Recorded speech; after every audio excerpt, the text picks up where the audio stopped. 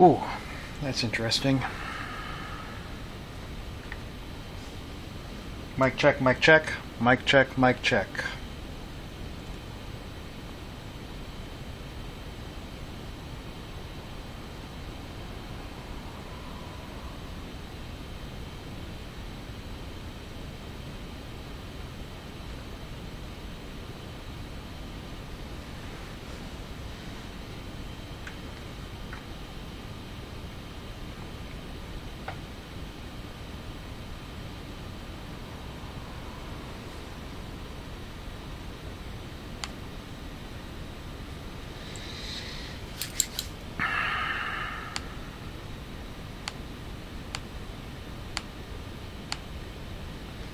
Mic check, mic check, mic check.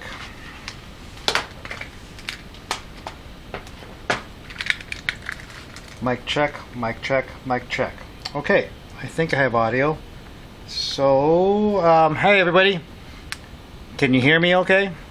Out there, can you hear me? So welcome to my live stream today. I am talking about an update to the Zoom videos that I've created, primarily for dance instructors and dance classes. So I am curious to see if everyone's made the transition well enough in the last 3 weeks that we've moved to remote only. And I think we're now in the end of week 1 of shelter in place. Is that correct? And I've seen a lot of activity online, a lot of studio classes and friends of mine who are performers and instructors, and they're doing their own work online. And so I really wanted to sort of update folks on this past big week. And so let me just do a quick shift here. And there goes my flying key. And we're going to go into here. And let me just start a quick updated Zoom for dance classes. So that's what this Facebook is about. And what I'm interested in is sharing with people some of the big news that came out this week, in particular to security issues with Zoom. Zoom has become the main way that people have made this initial transition from in-person classes to remote only to online classes. And it's interesting, actually. They got a lot of good press because of the work they were doing over in China to sort of help folks over there sort of mitigate the problems of going to online only. And so when the issue sort of really became apparent here in the US, Zoom became the tool that everyone jumped on. Now, I happen to work at a university where Zoom is our online solution. We also do a lot of traditional video conferencing, the hardware-based stuff, and my day job actually is based in classroom recordings, video conferencing. So I do a lot of streaming a professor from one location to classrooms at another location, or trying to join 3 or 4 campuses together to participate, two-way participation in classes. So I've done a lot of that, and Zoom was a big part of that. We used to be a WebEx house, and before that we were a UM Connect house, and it's gotten easier and better over time. So what this slide is sort of talking about is that everyone in the dance community here in Minneapolis has seemed to have made, well, not everyone, but a lot of people made the jump into online dance classes using Zoom. There are others using Instagram stories. There are others using Facebook Live. Not too many people I've seen are using YouTube Live yet. And there are some other ways of sharing things live. There's a lot of asynchronous work going on. People recording content and then posting it for for viewers to watch later. What I wanted to talk about, though, last week, Zoom was in the news in not a good way this time because of security concerns. One of the big things was Zoom bombing. What I list here, Zoom now has about almost 5 million users, so they're a prime target because a lot of those users are new to the platform, so maybe they're not doing a lot of the proper behaviors to sort of secure their meetings. And so people that sort of have bad intentions, they are taking advantage of this situation. And Zoom bombing is basically the notion that your Zoom meetings are 9 or 10 digit numbers. Your meeting numbers are 9 or 10 digit numbers. The front end is all the same. The front end of that link is all the same, but the meeting ID is what changes meeting to meeting to meeting. And so really, if you've got time or if you've got a fast enough computer, you just hit go and just randomly type in numbers, and all of a sudden you're in somebody's meeting. That you weren't invited to. And I've actually done that accidentally sometimes. I might have had a meeting that was 1, 2, 3, 4, 5, 6, 7, 8, 9, but I accidentally typed 1, 2, 2, 3, 4, 5, 6, 7, 8, and they ended up in someone's meeting and didn't realize it. So that's kind of an easy thing to do.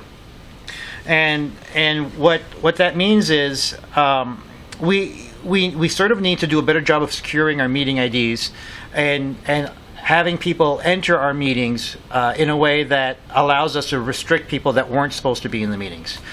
The other thing that came to light was user data being shared without transparency. Zoom has now stopped it, but they were doing a lot of third-party sharing of user info, particularly to Facebook and other platforms for advertising needs. And now they've sort of turned that off, but that was a big thing. But the thing I say here, user error and risky online behavior with their meetings, basically the notion is that there are things that we need to do to sort of make our streams a little bit more secure. And what are those things? Why don't we talk a little bit about that? Let me just take a quick look at the Facebook. And I don't think there are any comments yet. Okay, which is fine. And I hope the audio is coming through okay. I hope my video is coming through okay. Let me know in the comments if you're having issues with that. But what I wanted to sort of say, let's start easy. Update your Zoom on all your devices. So an update was pushed out last week.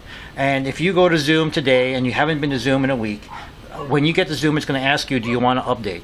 And you're going to say yes. So absolutely, just do the update. Do the update on your iOS devices or your Android devices, and do the client app update on your laptop. And it's best if you can do those updates well before your next meeting. Don't do it right before a meeting. That might cause some delays. It's a pretty easy update to do, but every once in a while, somebody with a device that doesn't like the update, it might hiccup, and then you're in a situation where you can't continue on with class until you complete the update. So do the update as soon as you can. One of the big changes that you'll notice now is that your basic accounts have passwords turned on permanently. Zoom has turned on the password feature for all the free accounts. Now, people on paid accounts, people on enterprise Zooms, nothing has changed for you because you have admins. You might be your own admin if you have a paid account, or if you're working at an institution that has Zoom, the institution is the admin. And they will manage their own password policies. But anyone in the free accounts, now they have passwords to contend with. And that's what this looks like. If you kind of take a look here, there's that little lock symbol. You can't get rid of that. If you go into settings of your Zoom profile, you'll notice that you can't turn off passwords in instant meetings, and you can't turn off passwords in scheduled meetings. So that's something to sort of be aware of. So you should, if you haven't found that out now, you should probably look at all of your promotional material for your upcoming meetings and realize that passwords have been turned on if you're in the Zoom free account. The other thing I wanted to mention as an easy get-go is consider using the waiting room feature. So what is the waiting room feature? That basically is people enter your room into a holding space, like a lobby, pretend it's a lobby, and they can't get in until you admit them. You can admit them one at a time, or you can admit everybody in one go. It's up to you how you want to deal with that. And I wanted to sort of talk about it here. If you'll notice, I totally forgot to do one thing. Oh no, that's doing all right. Okay. So these are screenshots from inside a meeting. And the first thing I wanted to point out, if ever you don't know your links or your passwords, when you're in a meeting and you need to sort of get to it right away, click on the info icon right up here, and that brings this up for you, okay, including your password, all right? And if you need to find your passwords for your scheduled meetings, go to settings and I'm sorry, not go to settings. Go to the meeting itself, and the password will be there. And you can change the password that they give you. Okay, so that's changeable. That's editable. The other thing I wanted to point out is regarding meeting rooms. This is a meeting with waiting rooms turned on, and notice this is what the notification looks like when people enter your meeting. They've clicked a link, and then they entered the password, and here it is. They're now in waiting room. There's a neat thing about this is, and this is getting maybe a little bit ahead of myself. A lot of the content that's moved online is free. Classes for a lot of the people who I sort of know that have spun up their own dance instruction. Right now they're on free Instagram or free Facebook, or they're doing it in Zoom, and they're asking for Venmo, but there's no real restriction. I mean, whether or not someone paid a fee, they're able to get in, unless the host manually manages that. Okay. And the waiting room feature, I like to mention it as a good possibility of how you could sort of handle taking payments. We're moving down the road where some of you are going to want to start taking payments for the work that you're doing. We need to sort of transition a little bit here into a pay system, a system that allows you to make a living and to support yourselves for the work that you're doing.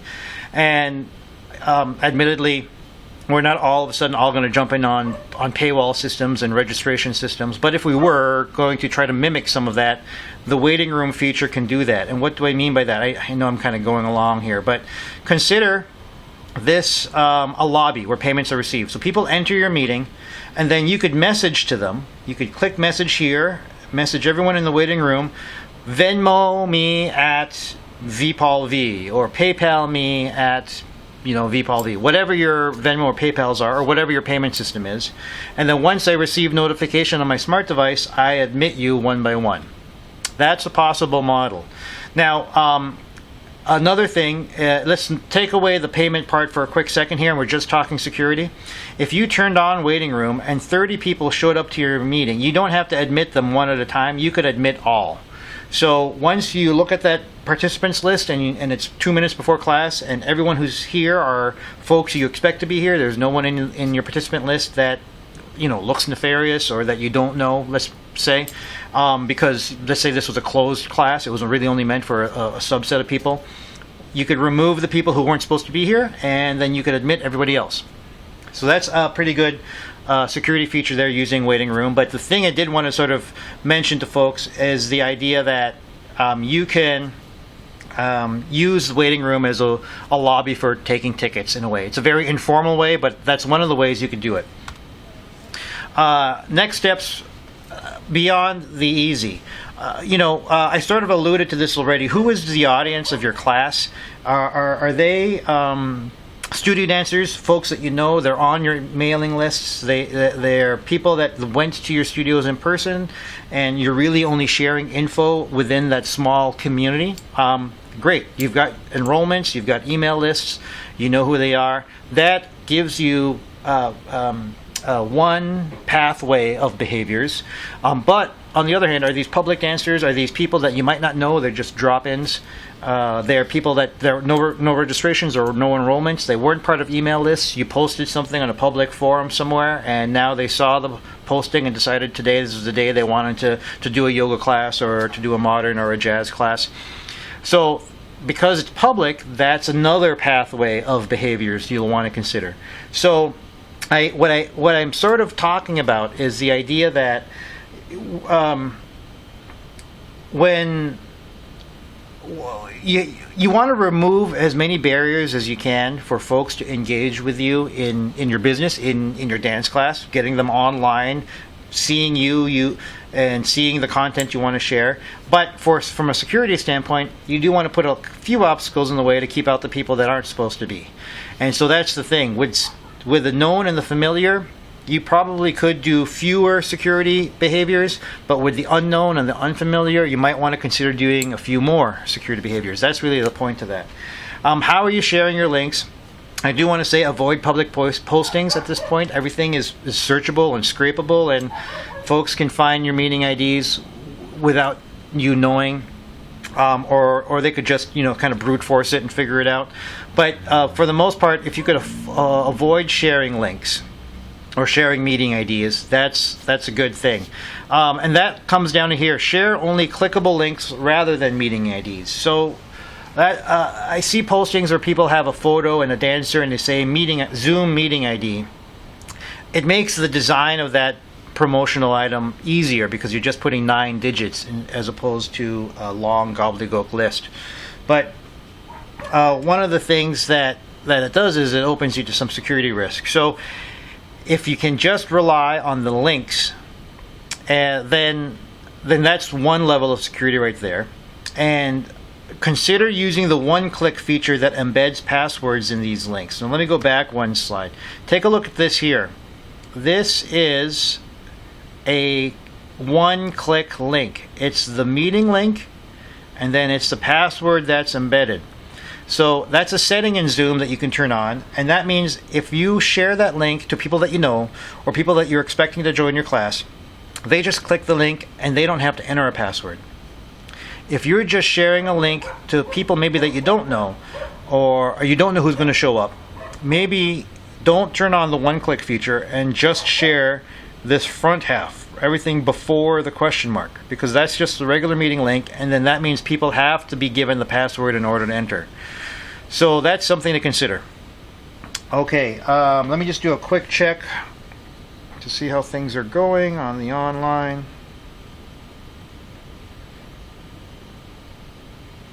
And I'm going to just do a quick pause. Let's go back.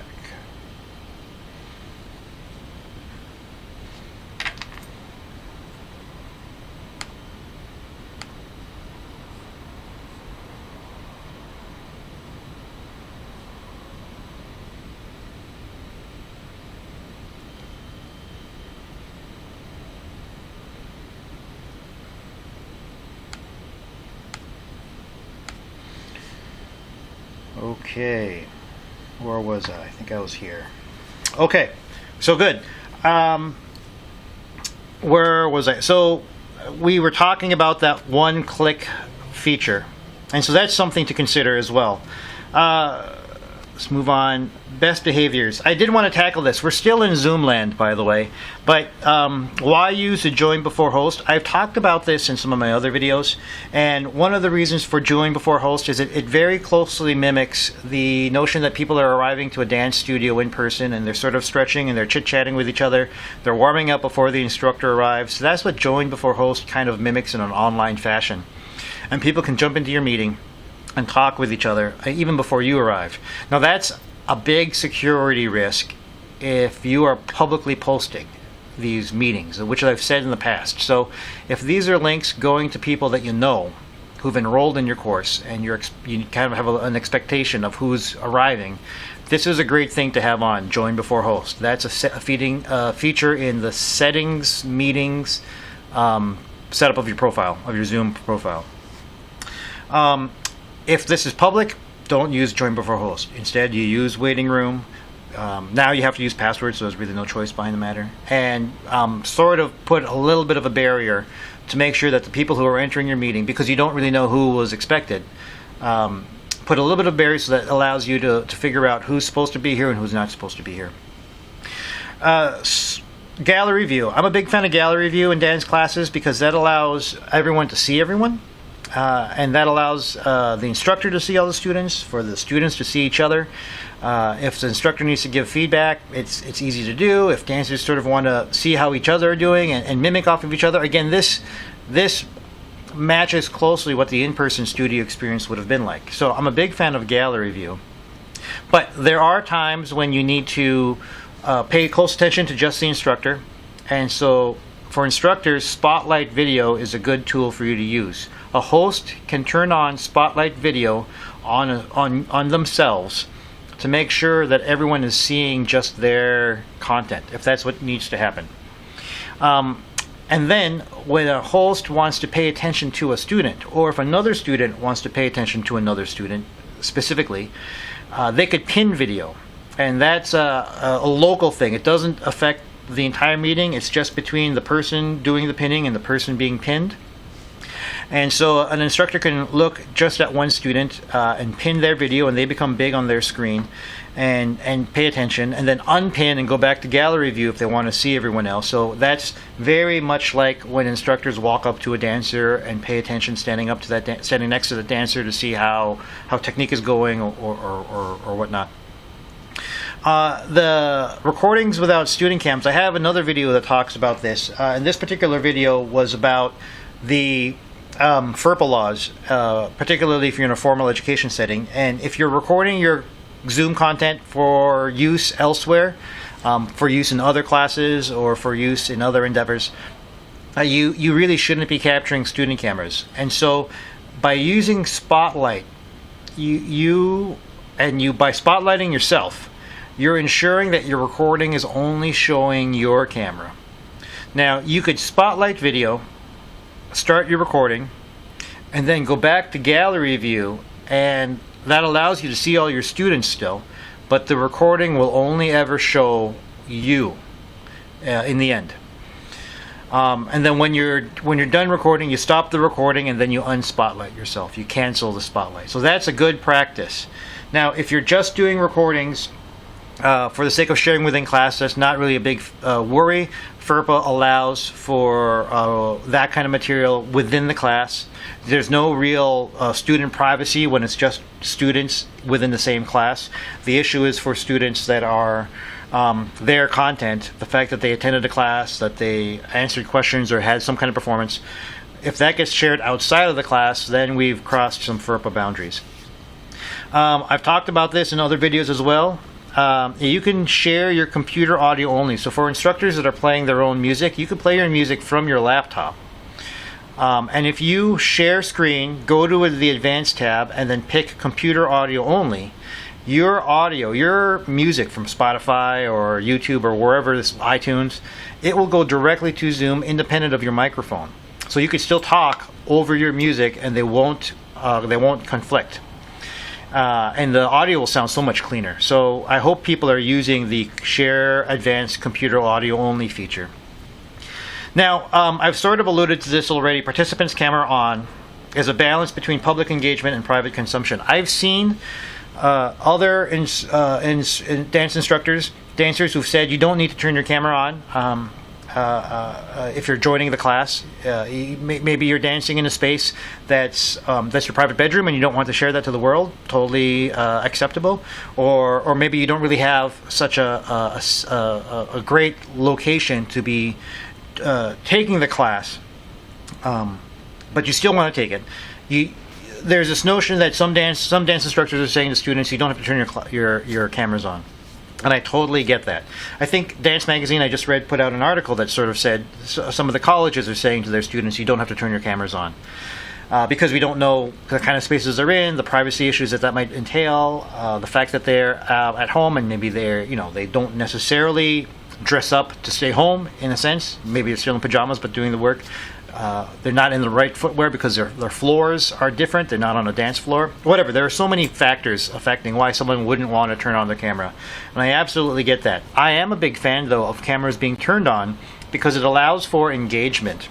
It allows for the instructor to see the students and students to see instructors, and there's two-way dialogue verbally and using nonverbal cues. When people are nodding their heads or shaking their heads or they're leaning in forward because you can tell that they didn't get a concept or they're really needing to pay attention, so that causes you, the instructor, to maybe slow down a little bit. I mean, there are things like that make turning on cameras from the participants sensible.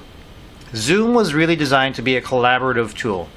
And if the intention is for participation and collaboration and engagement, cameras turn on. If the intention is not necessarily that, if the intention is mostly sharing content out for people to sort of consume or ingest on their own, and they don't necessarily send anything forward, I mean, maybe they chat something or maybe they turn on their mics, but if it's really meant to be a broadcast out, sure, I can understand cameras being turned off, that's A. But I did want to transition into consider other platforms. If the primary way you're delivering content is really meant to be one-way broadcasts without much interaction with participants, there are other ways of doing it other than Zoom. As I said, people have already been using Instagram stories. People have already been using Facebook Live, and they've been just typing things in comments. You could, in Facebook, Instagram obviously is very public. It's whoever's on your your whoever's following you will see your content. Facebook Live could be public or private, because you could post to your timeline and only your friends see it, or you can make it a public post. But you could also post to private groups, private events, private pages, and only members of the pages, or followers of the pages, or members of the groups, or invitees to the events. 3 things right there.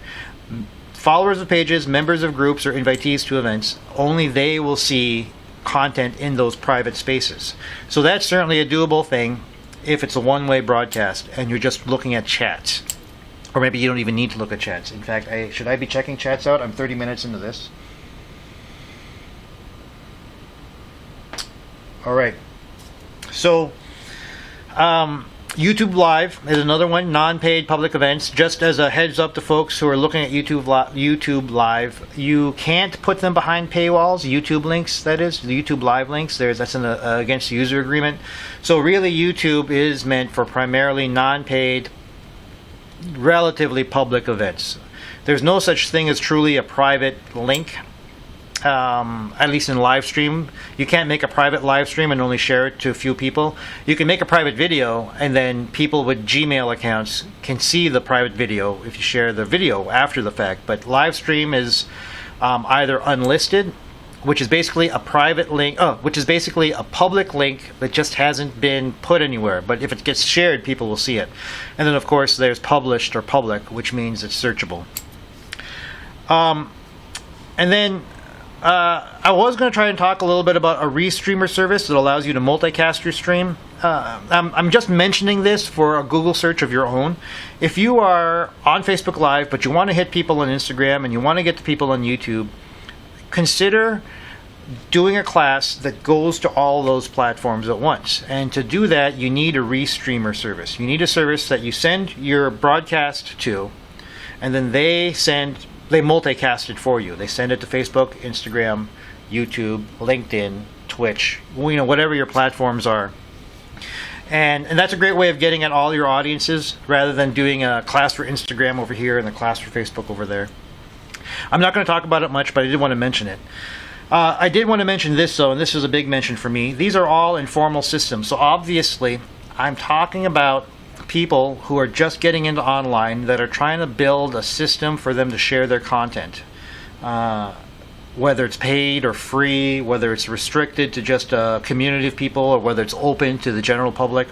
Whatever your setup and needs are, you're basically taking disparate systems and putting it together to make an education system.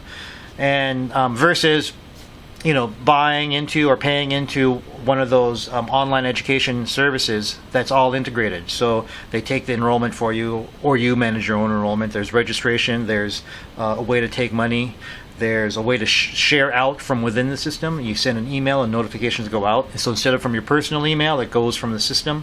And then when you're posting content, the content is in the system. So people have to log into the system in order to see the content. An entire integrated distance learning or online education system. A lot of those exist. They all cost money. We're trying to do that using a bunch of different tools. And that's why I mean that this is a very informal system. And if one thing breaks somewhere, then your system sort of starts to fall apart. So as you start to transition from doing a class here or there to really trying to make a living or turning it into a business, then you start walking into the world of, do you need to look at paying into systems, or do you have the wherewithal to manage all of these independent tools, these disparate tools, so that everything works for you? That's certainly a question for you to think about. So now it's getting heavy. Paywalls or other systems to restrict access to paid viewers. We sort of talked about that. Google Classroom and the Honor System. I wanted to mention that a little bit, and let's see if I can exit from here.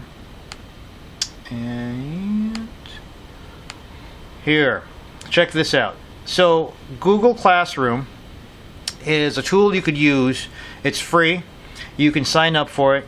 And I'm sure some of you are actually already in Google Classroom, because a lot of the public schools are going to start relying on it. So those of you with kids, you might be in Google Classroom right now, because the public schools are making a transition to online. And one of the things that works for it is you could enroll people, and so only specific people are in your class. You create the class, you invite the people, you can remove them. So if they've all not paid, so they paid for this week, but they haven't paid for next week, you can remove them from the class. Or if this is a series, you keep them in for the length of the series. Whatever. The point of it is you can manage who has access to the classroom. And then in the classroom, you can manage the content. And of course, this classwork stuff, this is primarily, this is mostly education, formal learning, didactic type stuff, not really dance class where people are moving. This is written stuff or posting pictures or posting video. But what I wanted to show is you can put a YouTube live link here in the announcements. And so only students that are in the class, maybe they've paid the Venmo and therefore they're in the class, they will get access to this link. What you would do is you would say something like class next week, watch this space for the link, and you would post that, and then students that are in the class would get that. You would take a look and see who have paid, and if they've all paid, then you're great. And then when it comes to the day of the class, you post a YouTube link, and you go to the URL, and you drop the URL to your live stream, your YouTube live stream. You drop that here, and now you're able to teach them live, but it's been semi-restricted to only the people in the class. Now, why do I say semi-restricted? The YouTube live, like I said, it's not allowed to be behind a paywall. Okay, that's one of the issues. So YouTube live stream links are public. Okay, there's no way to make them private when they're live stream. So if you post the link here, let's say a week in advance, and then your students get to it, they could, someone who is not really that honorable, this is why I said the honor system, someone could copy that link and share it out, and other people all of a sudden are able to see your content. So that's part of the problem. But if you only post the link right before class needs to start, then people who are in the class, for the most part, are they going to really spend the time to reshare stuff out? You're kind of hoping not. But the fact of the matter is that's one of the ways you can control access, by enrolling people, by creating a class, enrolling people to that class, and then posting the link minutes before the class. And then there's not an opportunity to share it out to people for free. So, I think my family just back from an outing, so you're hearing my buddy boy. Hi, Mom. And Silas, how are you? Good. Okay. I played Minecraft for my first time. Oh, you played Minecraft for the first time? My son played Minecraft for the first time. He's 6.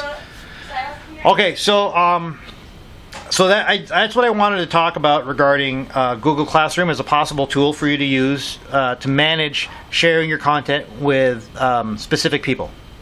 Something to think about. Let's get back to the slide deck. Where am I? I was going to talk a little bit about these things, but I think I'm going to save this for another video because now I'm at 40 minutes, which is 20 minutes longer than I expected to go.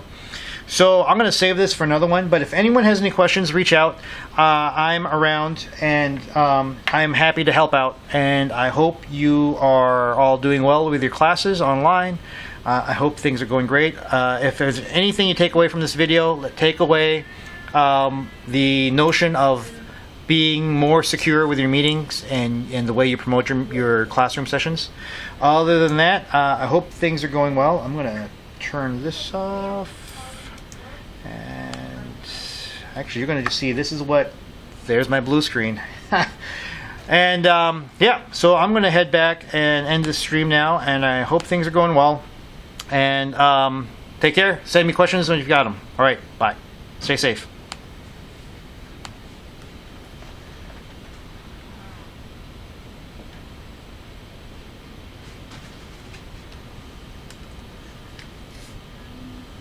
No idea if this was live.